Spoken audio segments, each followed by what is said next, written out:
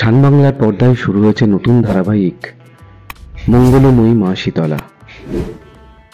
প্রায় 3 মাস হতে চলল এই ধারাবাহিকের সম্প্রচার শুরু হলেও বেশ জনপ্রিয় হয়ে উঠেছে এই ধারাবাহিক।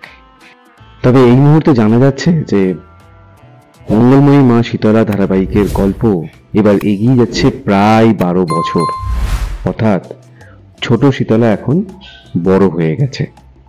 কিন্তু বড় শীতলার ভূমিকায় কে অভিনয় করবে, কাকে দেখা যাবে বড় শীতলার ভূমিকায়?